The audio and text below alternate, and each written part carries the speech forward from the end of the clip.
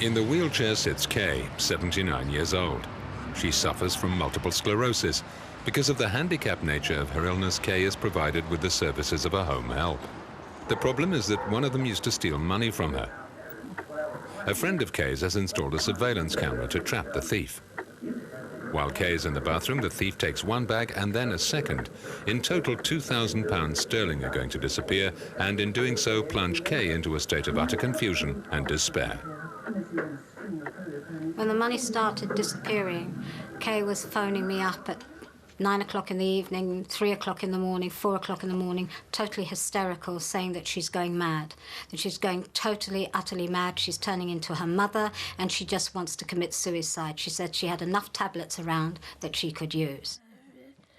Technically speaking, what's happened to Kay is abuse. Well, basically, elder abuse is any action or any inaction that causes harm or distress to an older person. And we define it very clearly for those people who've established an expectation of trust with that older person. So it includes family, friends, neighbours, and paid staff, anybody who it's reasonable that the older person should have trusted and who's abused that trust. Kay's case is not an isolated one. It's a real problem in today's society. In 2006, King's College London carried out a survey. Some 2.6% of the people interviewed claim to have personally experienced abuse. This corresponds to 277,000 people. Well, we defined elder abuse to include a number of things, such as financial abuse, psychological abuse, as well as physical and sexual forms of abuse. And you can also roll into that a neglect, which is also a form of mistreatment. In the Czech Republic, the Organization for the Aged, Život 90, has collected a number of witness statements. Cases of abuse take place not only in the home, but also in care homes and hospitals. Syn začal pít. Přivazoval mě k židli, protože jsem mu někdy zatajila, kde mám důchod. Tak jsem mu ten důchod musela vydat. No a potom na mě chtěl, abychom prodali domek. Moje manželka mě umístila do malé světnice s malým okénkem. A já se nemohl hýbat. No, jsem ochrnutý. A nikoho ke mně nechtěla pustit. Pán, který chtěl pořád domů, který nechtěl v domě být, tak dostal uklidňující injekci. Za půl roku zemřel.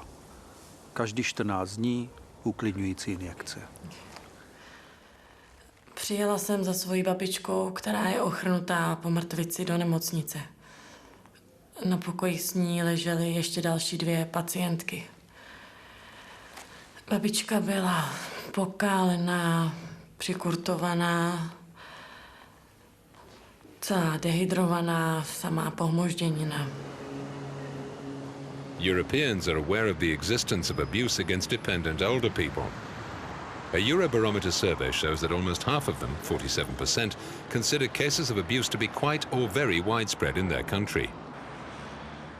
Some 32% believe that the people most likely to mistreat elderly people are staff in care homes. Some 30% say home care workers, and 23% mention the children of elderly people. If you think back to 20 or 30 years ago, we were only just beginning to talk about child abuse, even though child abuse has been the reality through the generations. We're probably at the same stage in the public debate about the abuse of older people now as we were 30 years ago in terms of the abuse of children. Initiatives are taking off across Europe to prevent or curtail the number of cases of abuse. The Czech Republic, for example, set up the senior line more than 15 years ago. Senior telefon, dobrý den. This telephone service directly addresses not only elderly people, but also those around them and care staff. This morning, a woman is calling because her son is extorting money from her. Zpevňujeme ho, nabízíme mu řešení a zpevňujeme ho v tom, jakým způsobem se to dá řešit. Ať se jedná o domácí násilí, týrání, zneužívání, případně zanedbávání. Snažíme se jim nabídnout jak naše poradny a případně nebo spřátelené organizace, kteří dokážou s tímto jevem nebo s tímto problémem pracovat. Even if the number to call is a national one, the solutions to help people in distress are still usually at a local level, at town or community level. Based on this principle, the UK has introduced a protection programme called No Secrets. The police and the local councils are expected to work very, very closely together to do what's described as safeguard vulnerable adults. So if a case is reported of an older person who's been abused or is at risk of abuse, then there are procedures in place in every local area, in every municipality, where the agencies have got to work together and investigate. But each community still has to be convinced to offer help services to the elderly. We're in the Netherlands. Miriam van Dongen travels from community to community to encourage them to set up information centres. Wat ik doe is dat ik naar de gemeente toe ga en samen met de mensen van het advies- en steunpunt huiselijk geweld en de gemeente voorlichting ga houden over ouderenmishandeling, zodat dat in de gemeente op de agenda gezet kan worden. Dat doen we dus samen met de lokale mensen.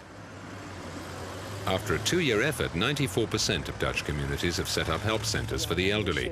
Some are going even further. The city of The Hague has 2 apartments at its disposal for use by elderly people in distress.